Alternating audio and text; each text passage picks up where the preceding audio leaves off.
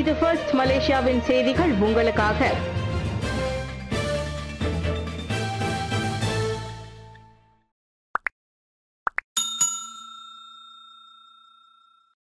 மலேசியாவுக்கு A3 மதிப்பீட்டை நிலைநிறுத்திய Moody's rating நிறுவனம் பிரதமர் பெருமிதம். அமெரிக்காவின் கடன் தர நிர்ணய நிறுவனமான மூடிஸ் ரேட்டிங்ஸ் மலேசியாவின் கடன் தர மதிப்பீட்டை A3 எனும் நிலையான அந்தஸ்தில் நிறுத்தி உள்ளது. இதுகுறித்து பிரதமர் டாக்டர் ஸ்ரீ அன்வார் இப்ராஹிம் மகிழ்ச்சி தெரிவித்தார். இது நிலையற்ற உலக பொருளாதார சூழலிலும் மலேசிய பொருளாதார உருமாற்ற திட்டங்களை தொடரும் மடானி அரசாங்கத்தின் கட்டுப்பாட்டுக்கு கிடைத்த அங்கீகாரமாகும். பொருளாதாரத்தில் புதுமைகளை ஏற்படுத்தி வட்டார வளர்ச்சியை உந்த செய்து அதன் அனுகூலங்கள் நாட்டு மக்கள் அனுபவிப்பதை அரசாங்கம் தொடர்ந்து உறுதி செய்யும் என்றார் அவர். மூடிஸ் ரேட்டிங் வெளியிட்ட அறிக்கையில் வரும் ஈராண்டுகளில் மலேசியா அபரிமித வளர்ச்சியை காணும் என கணிக்கப்பட்டுள்ளது. நிலைத்தன்மை மிக்க விலை, பன்முகத்தன்மை கொண்ட பொருளாதார கட்டமைப்பு, வலுவான மூலதன சந்தை ஆகியவற்றால் உந்தப்பட்டு மலேசிய பொருளாதார வலுவுடன் இருப்பதாக மூடிஸ் பாராட்டியது. மூடிஸ் போன்ற முன்னணி நிறுவனங்கள் உலக நாடுகளின் பொருளாதாரத்துக்கு அளிக்கும் மதிப்பீடுதான் முதலீட்டாளர்களால் கவனிக்கப்படுகிறது.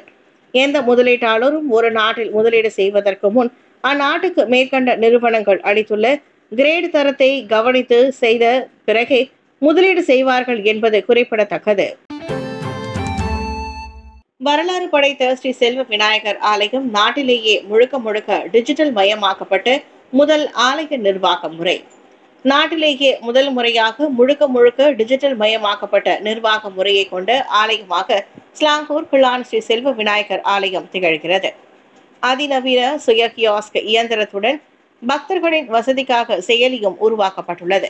இந்த முழுமையான விரிவான ஒருங்கிணைந்த நிர்வாக அமைப்பு முறையை பத்த நாடாளுமன்ற உறுப்பினரும் மித்ரா தலைவருமான பி பிரபாகரன் இன்று அதிகாரபூர்வமாக அறிமுகம் செய்ய வைத்துள்ளார். இந்த இலக்கவியல் ஆலய நிர்வாக முறையில் 50க்கும் மேற்பட்ட செயல்பாடுகள் உள்ளன. ஆலய நிர்வாகத்தில் புதிய புரட்சியாக கைபேசி செயலி, சுய சேவை கியாஸ்க் இயந்திரங்கள், விளக்கு விற்பனை எந்திரம் ஆகியவை அறிமுகம் காண்கின்றன.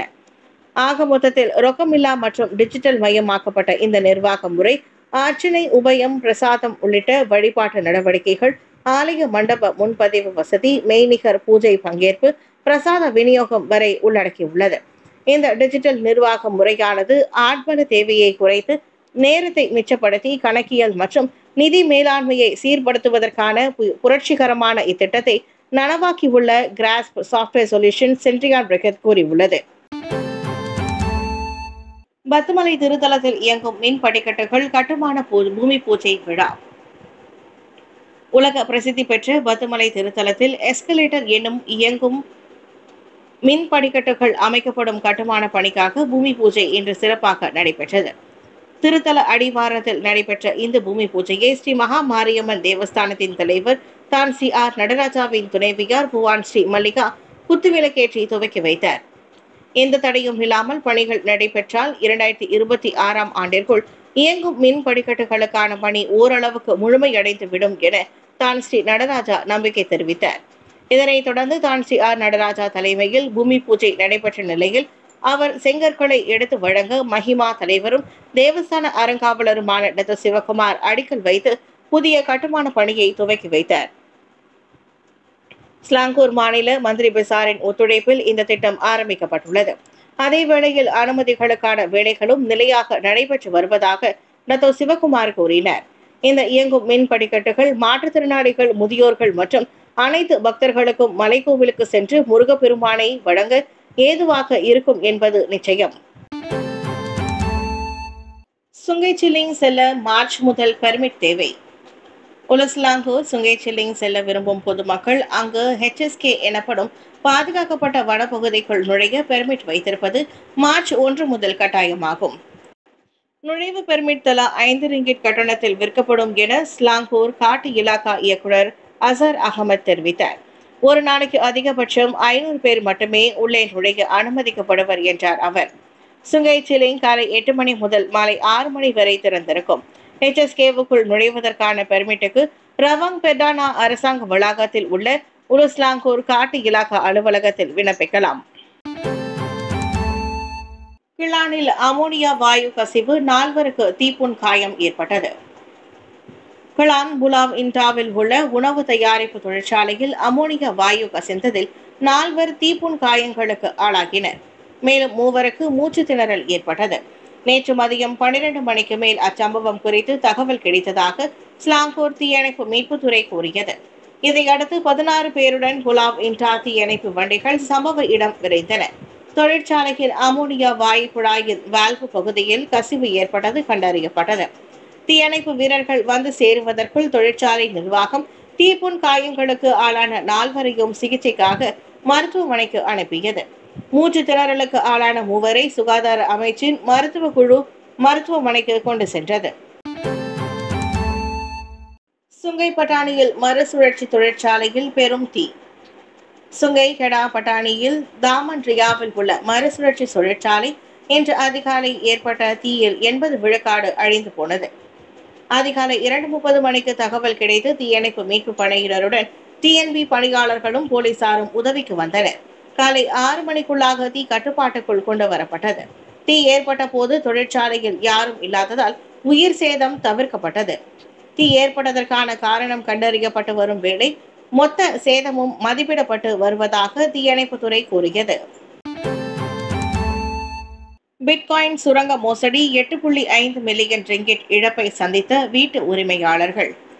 தங்களின் அடையாளங்களை வாடிக்கையாளர்கள் திருடி சட்டவிரோதமாக பிட்காயின் சுரங்கத்தில் ஈடுபட்டதால் 45 வீட்டு உரிமையாளர்களுக்கு வணிக நடத்துனர்களும் விரக்தியில் உச்சத்தில் உள்ளனர். சட்டத்திற்கு புறம்பான அந்நடவடிக்கையால் தங்களின் மின்சார கட்டண பாக்கி 8.5 மில்லியன் ரிங்கிட் என்ற நம்ப முடியாத அளவுக்கு உயர்ந்து நிற்பதாக அவர்கள் கூறினர். டிஎன்பி நோட்டீஸ் அனுப்பிய பிறகே இப்படி ஒன்று நடந்திருப்பதாக அவர்களுக்கு தெரிய வந்துள்ளது.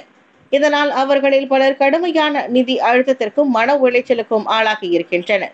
வெள்ளிக்கிழமை நடைபெற்ற செய்தியாளர் சந்திப்பில் தங்களின் மன வேதனைகளையும் ஏமாற்றங்களையும் பாதிக்கப்பட்டவர்கள் பகிர்ந்து கொண்டனர். அவர்களில் கேசிடியோ எனும் 57 வயது ஆடவர் கூறுகையில், அவர் தனது வீட்டில் வாடகைக்கு குடியிருந்தவர்கள் வெவ்வேறு அடையாளங்களை பயன்படுத்தி வாடகைக்கு இருந்துள்ளனர். இதனால் டிஎன்பிக்கு தேவையில்லாமல் தாம் 3 லட்சம் ரிங்கிட் கடனாளியாக இருப்பதாக அவர் வேதனையுடன் சொன்னார். சாகில் ஜமந்தாவில் கார் எஸ்யூவி மோதல் 2 பேர் பலி 5 பேர் படுகாயம். ஜஹூர் தங்கா குனோங் லிடாங் தோட்டம் அருகே சாகில் ஜமந்தா சாலையில் ஏற்பட்ட விபத்தில் 2 பேர் கொல்லப்பட்டனர். மேலும் 5 காயமடைந்தனர். நேற்றிரவு மணி 9:40 அளவில் நிகழ்ந்த விபத்தில் ஒரு காரும் எஸ்யூவி வாகனமும் மோதிக்கொண்டன. மரணமடைந்த இருவரும் காரில் பயணம் செய்த 56 வயது ஆடவர்கள் ஆவர்.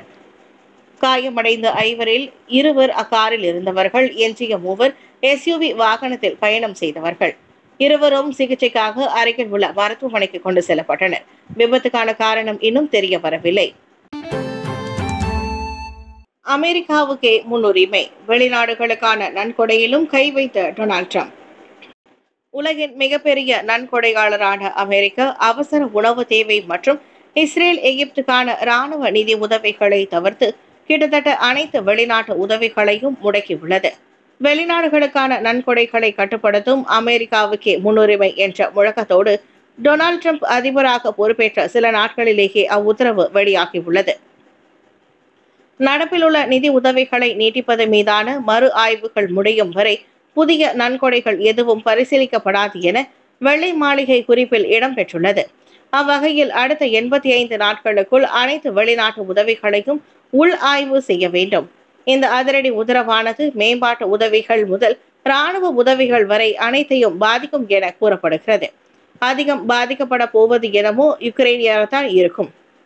ரஷ்யாவின் படையெடுப்பை சமாளிக்க முன்னாள் அதிபர் ஜோ பைடன் ஆட்சியின் கீழ் $1 பில்லியன் கணக்கில் உக்ரைனுக்கு ஆயுத உதவிகள் வழங்கப்பட்டது குறிப்பிடத்தக்கது. எனினும் நெருங்கிய பங்காளிகளான இஸ்ரேலுக்கும் எகிப்துக்கும் வழங்கி வரும் இராணுவ உதவிகளில் மட்டும் ட்ரம்ப் கை வைக்கவில்லை. அவற்றுக்கான தாராள நன்கொடைகள் தொடரும் என வெள்ளை மாளிகை கூறியது. 120 நாட்கள் நீருக்கடியில் உயிர் வாழ்ந்து உலக சாதனை படைத்த ஜெர்மனியர். ஜெர்மனி நாட்டின் விண்வெளி பொறியியலாளர் ஒருவர் பனாமா கடலில் 120 நாட்கள் காற்றழுத்த தாழ்வு இல்லாமல் நீருக்கடியில் வாழ்ந்து உலக கின்னஸ் சாதனை படைத்துள்ளார். 59 வயது ருடிகர் கோச் கடலுக்கடியில் உள்ள தனது 30 சதுர மீட்டர் கேப்சூல் வீட்டிலிருந்து நேற்று வெளியே வந்தார். இதன் மூலம் புளோரிடா குளத்தில் நீருக்கடியில் லாட்ஜில் 100 நாட்கள் வாழ்ந்த அமெரிக்கரான ஜோசப் டிட்டூரி சாதனையை கோச் முறியடித்துள்ளார். இது ஒரு பெரிய மறக்க முடியாத அனுபவம். இப்போது அது முடிந்துவிட்டது. உண்மையிலேயே வருத்தத்தை தருகிறது. இந்த 120 நாட்களையும் நான் அங்கு மிகவும் ரசித்தேன் என கோச் தன்னை வரவேற்க கூடியிருந்தவர்கள் முன்னிலையில் கூறினார். அமைதியடைந்து இருட்டனில் கடல் பிரகாசமாக ஒளிரும் போது அதன் அழகை விவரிக்க இயலாது. அதை நீங்களே அனுபவிக்க வேண்டும் என கோச் மேலும் சொன்னார். அவர் இந்த 120 நாட்களும் வாழ்ந்த கேப்சூல் காலம் அதிநவீன வாழ்க்கைக்கு தேவையான படுக்கை, கழிப்பறை, டிவி, கணினி, இணையம், உடற்பயிற்சிக்கான சைக்கிள் உள்ளிட்ட அனைத்தையும் கொண்டிருந்தார். வட பனாமா கடற்கரையில் இருந்து சுமார் 15 நிமிட பயண தூரத்தில் குறுகிய சுழல் படிக்கட்டு கொண்ட ஒரு குழாய் மூலம் அலைகளுக்கு மேலே அமைந்திருக்கும் ஓர் அறையுடன் கோச்சின் கேப்சூல் அமைக்கப்பட்டிருந்தது. அதன் வழியாகத்தான் அவருக்கு உணவுகள் அனுப்பப்பட்டு பார்வையாளர்கள் மற்றும் மருத்துவர்களும் சென்று வந்துள்ளனர்.